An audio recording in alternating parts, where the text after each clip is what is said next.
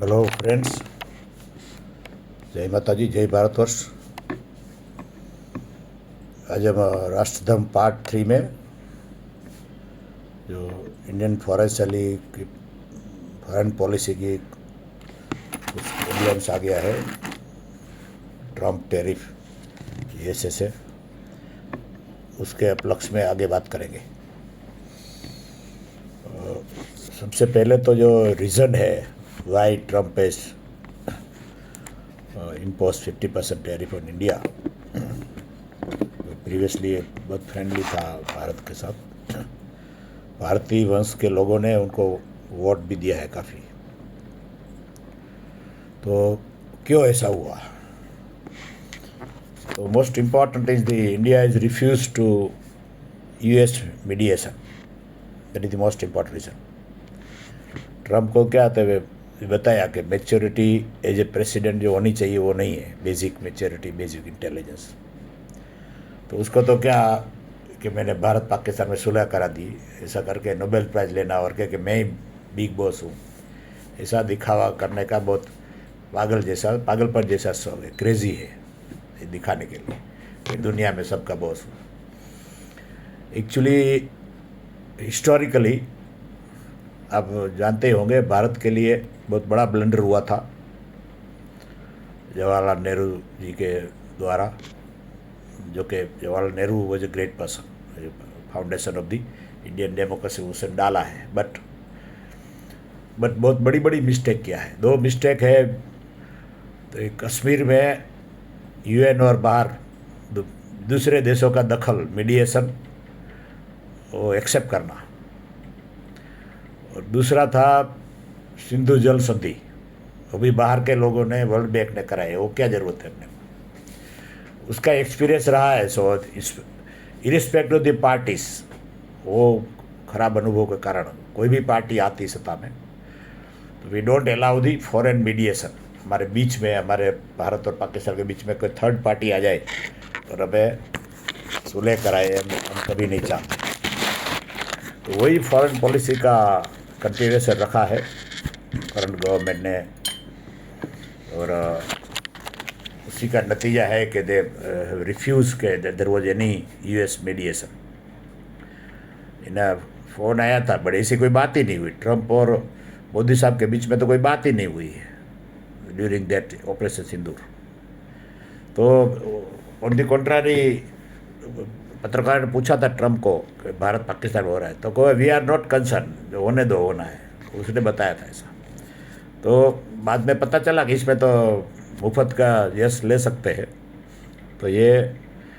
तो India is refuse, तो उसका ईगो हर्ट हुआ है, और India is refuse mediation of USA. But ये दैट अवर कंसिस्टेंट स्टैंड है, हमें उसी में रहना चाहिए कि कोई दूसरा आके हमें न्याय दिला देगा, वो कोई भी फॉरेन सोवरेन कंट्री के लिए पॉसिबल नहीं है।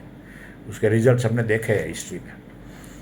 तो इसलिए इंडिया ये बराबर अपना स्टैंड है कि ये we refuse the mediation of any third party in the, उसके कारण हुआ है।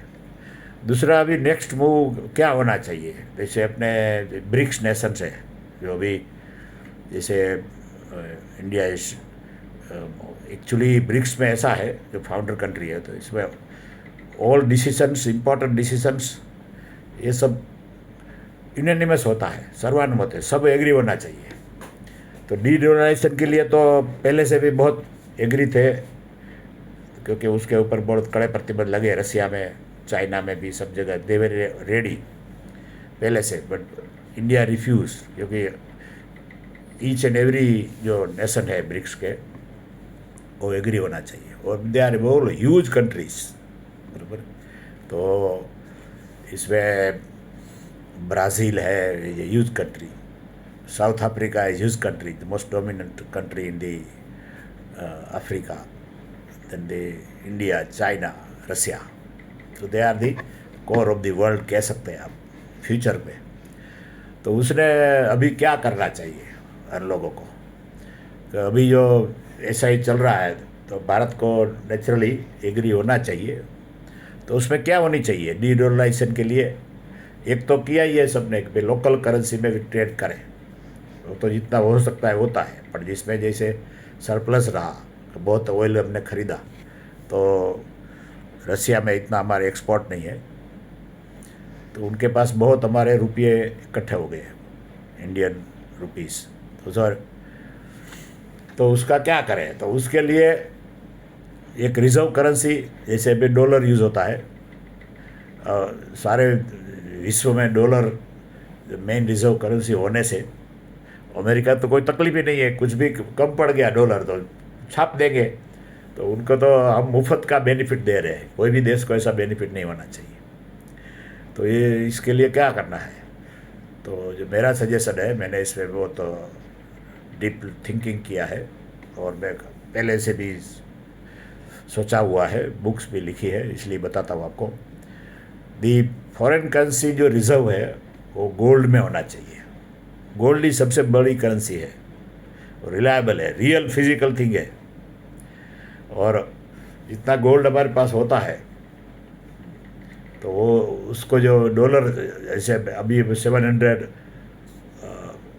बिलियन डॉलर्स जैसा हमारे पास फॉरेन करेंसी रिजर्व है डॉलर में, उसको भी उसमें से 600 को 600 बिलियन डॉलर्स है, उसका गोल्ड खरीद लो और बॉन्ड इश्यू करो। जितना गोल्ड अपने पास है उसका गोल्ड बॉन्ड होए, बराबर। और किसी को भी देना है, डॉलर में पेमेंट करना है, तो गोल्ड बॉन्ड दे दो और उसमें से जितना बचता है वो भी अपने को गोल्ड बॉन्ड देंगे।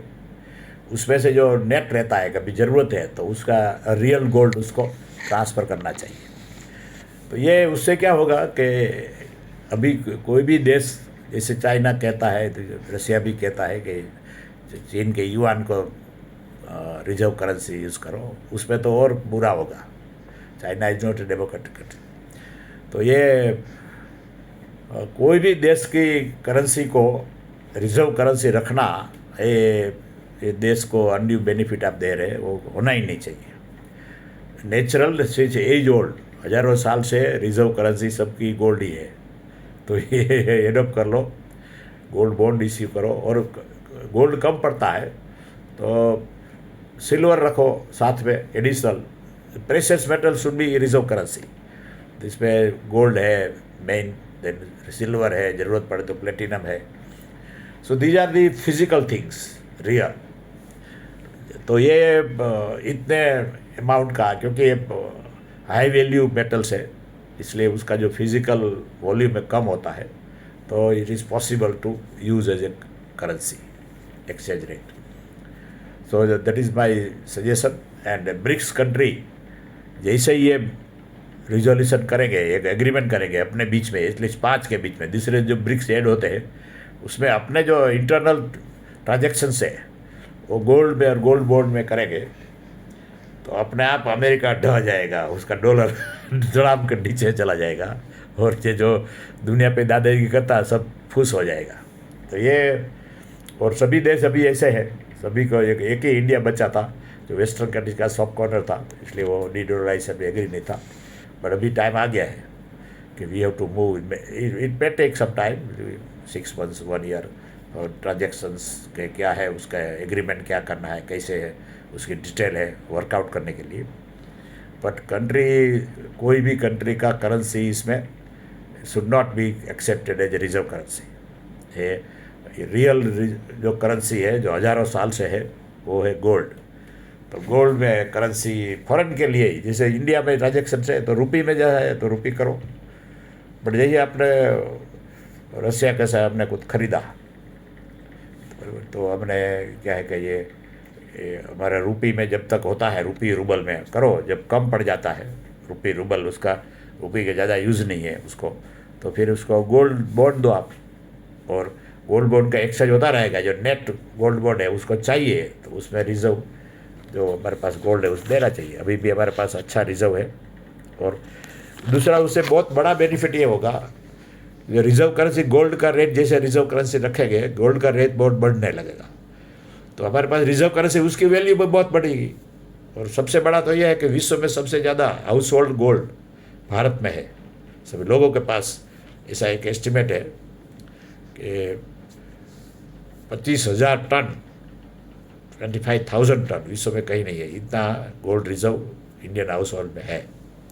तो ये बड़ा बेनिफिट है कि उसकी वैल्यू भी बढ़ेगी, पर गोल्ड है उसकी कीमत बढ़ेगी तो और अच्छा है। भले और रिजर्व करेंसी हम रखेंगे, वो डॉलर में तो इतनी वैल्यू बढ़ती नहीं है, बट हम रखेंगे गोल्ड में तो बहुत बड़ा बेनिफिट होने वाला है। तो ये that is my suggestion. And ऐसा आपका भी कोई सजेशन हो एज ए सिटीजन कि राष्ट्र धर्म के लिए हमारी फ़र्ज है, तो इस जो क्राइसिस है उसमें हम कैसे निपट सकते हैं, उसका आपका भी कमेंट्स दीजिए, आप खुद ये पे अपना विचार व्यक्त करिए। बहुत बहुत धन्यवाद। जय भारतवर्ष, जय माता।